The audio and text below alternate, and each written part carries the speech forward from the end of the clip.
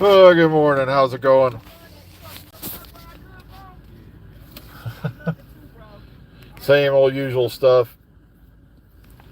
Getting ready to go into work, and nothing's going on.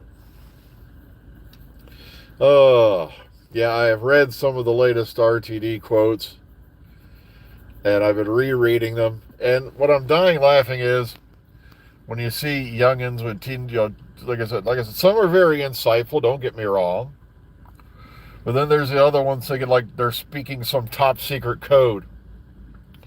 It's like, guys, if you've been around long enough, it is a kind of like a code. You're onto that much. It is.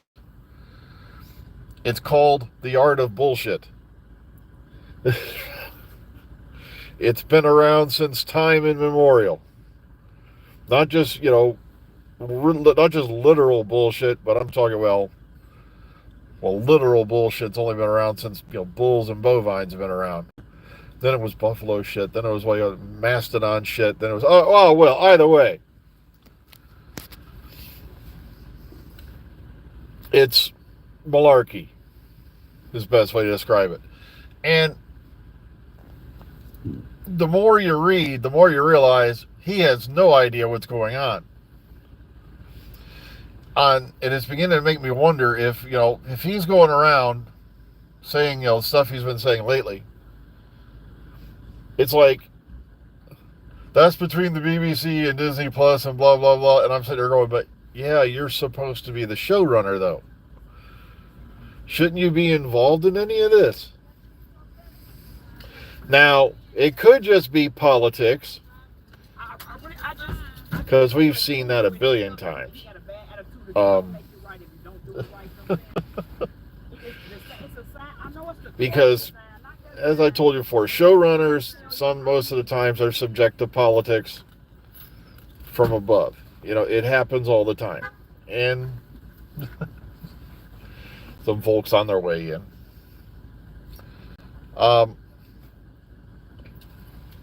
Showrunners sometimes are literally the last person to know what's going on, which is sad.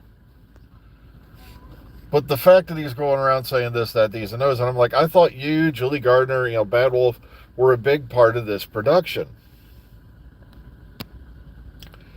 And, well, hello there, whoever said hi.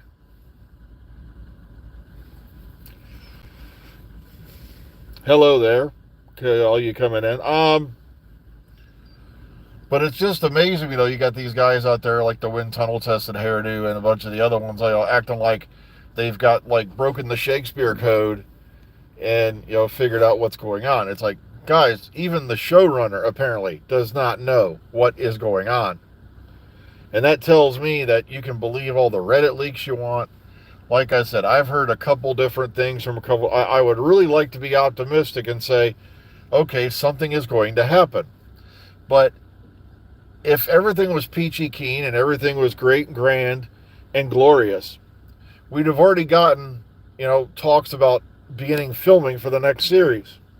We'd have already gotten talks about Shudigawa not just disappearing and heading off into the sunset. That right there, when that happened and that became official, and I really was hoping it was all a rumor, you might as well just jump up, scream at the clouds, and go, Mayday! Because something is wrong. Like I said, I don't blame Shooty for bailing. He's a young fella. He's very talented. He's got probably the phone ringing off the hook, and he can't keep saying no, because if you keep turning down other opportunities, it's going to come back to bite you later in your career, especially if you're an actor or an actress. You can't just say, no, I'm waiting on this. Especially when, how much was Shooty getting paid? Because as we all know, Doctor Who, compared to other TV shows in the world, doesn't pay a whole lot compared to other things we've seen, especially here in America. Come on, we've seen actors here in America getting paid $1 million an episode. Matter of fact, the cast of Friends and some other series are making millions of dollars off shit they ain't done in 20 years.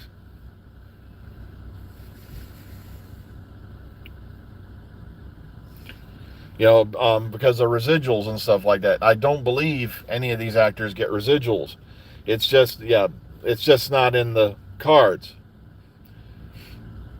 Matter of fact, residuals pretty much didn't exist, I think, until like the late 60s, early 70s, something like that. I have to go look this up. Because I remember one of the only stars I remember who actually got residuals from anything in the 70s was Damon Wilson, who played Lamont on Sanford and Son. Red Fox didn't, if I remember right. I don't think he did. I'm not sure. But I think Damon Wilson was the only one on that show who got residuals put into his contract. And sadly, also what happened to Capaldi was not making $500K an episode. Nobody. I think the most a doctor got paid I can remember, I think Eggleston got $500K for a year. That's the whole run.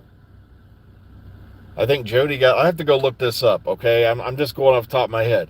We're talking on average, doctor who pays like $300 to $400K a year in pounds. That's it. You don't get per episode in the BBC. You sign a contract and what do you call it? Yeah, we got a cartoon for preschoolers, you're right. And that's essentially, and I keep trying to break it to folks, you think this is going to be that big spinoff or something you've been waiting for. It's going to be an educational program for CBeebies.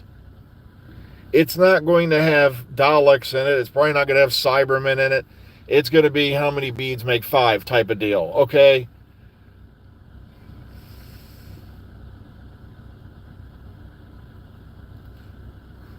It's not going to be anything, it's not even going to be related to the TV show in any way, other than it's Doctor Who. All right, it's going to have as much relationship as the early like Hartnell comic strips did to the TV show. All right.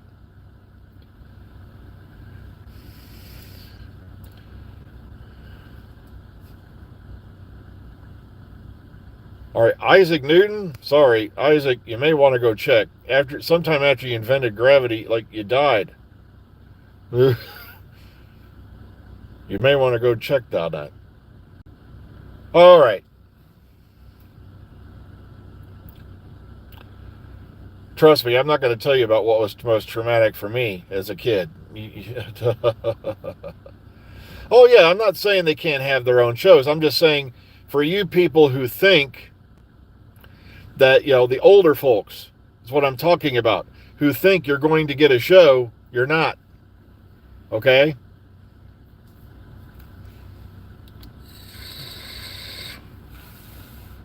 And War Between the Land and the Sea, as far as I can tell, it looks like it's a mini-series. I don't think it's going to be a full-on series.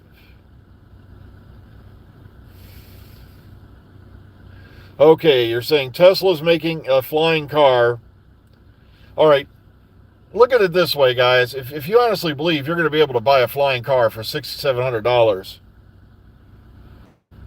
I've got some nice, oceanfront property for you in South Dakota.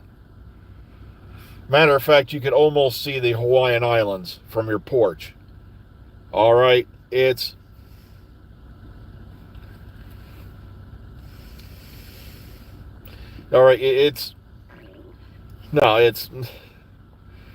because if it costs more for an electric car, which is essentially a battery-powered motor,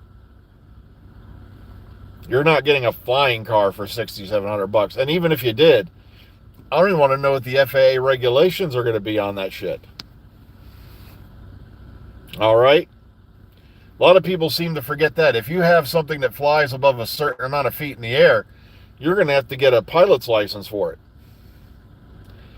And here's the thing. Watch some of the world's most stupid traffic accidents. And like I said, I was in one last year, and it was because I did something stupid that I normally would not have done, but I had an attack of the dumbass. Now imagine somebody having an attack of the dumbass at like 12,000 feet. Most of these folks can't even get around a roundabout without hitting something, all right? And you think they're going to be able to circle in midair without hitting a bird or something? Like, oh man, I don't even want to imagine what this world would be like if we had flying cars. Well, India was supposed to be, or China, I think, was supposed to be importing a car that was supposed to cost $5,000 retail, and it never made it to the U.S. And of course, it didn't make it to the U.S. Matter of fact, India was trying to introduce a brand of cars here for dirt cheap, and they even brought it in via car and trade shows and stuff like that. But here's the problem. I want to know how you're going to market a company in the United States that goes by the name Tata. Because you know the feminist groups are going to go apeshit the first time you have a commercial that goes, come out here and check out our whole new line of amazing Tatas. Look at these Tatas right here, aren't they? I'm not kidding. There would be marches in the streets. I got a pair of nice Tatas right here.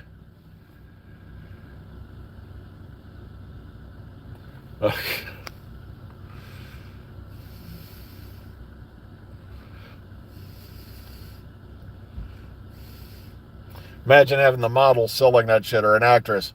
I have a pair of amazing Tatas. Oh, goodness gracious.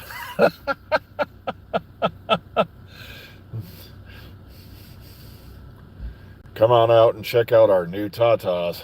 Oh, yeah. Don't they look sexy? Oh, man. Oh, God. But that was literally the name of the company. I wanted to open a car company, and I was going to name it after birds. I was going to call it Tits. Tits Motor Company. Don't we have here on the line? Check out our newest line of tits. Ain't that a nice set over there? Oh, God. I had a great day yesterday because thanks to part shortages and all that, I was sitting there, I collected more ass time than the Lincoln Memorial. It was like, and I'm like, you're paying me for this?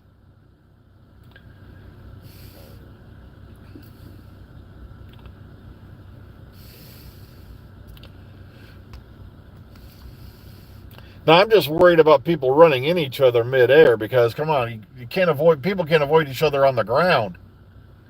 Imagine having to put them into a thing where they have to think in all four dimensions. Or all three dimensions, I mean. No, I don't want to mention. I don't even want to think about what happened if mankind did invent time travel. But then again, it would explain a lot of out of place artifacts.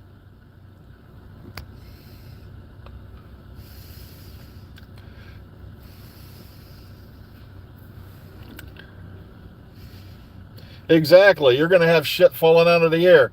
Just because Granny had too much cough medication one day, next thing you know, you've got a frickin' way called SUV falling through your house. Or such and such is on the phone complaining about, their monthly child support, and next thing you know, they're running through the side of a building like no thank you.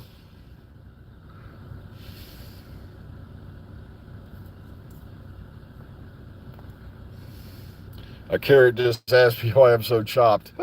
Okay. I'm not kidding. Just the property. Imagine the insurance costs on a flying car. Oh, my goodness gracious. If you thought regular auto insurance was, oh, God. Imagine what flight insurance would be for a car.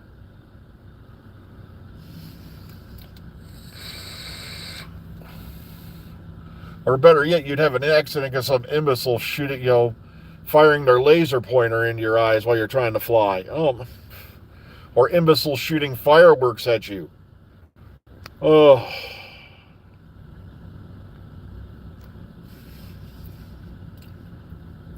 Yeah, according to the people back in the 50s and 60s, we should all have our own personal helicopters by now. But then again, according to them, we should all have 32-hour work weeks and all be living like Beyonce in a mansion. But it didn't work, did it? All right. That's right. How did that latest Tesla mission go? I keep seeing live stream announcements for it and all that, but I never really looked into it. Let me know in the comment box.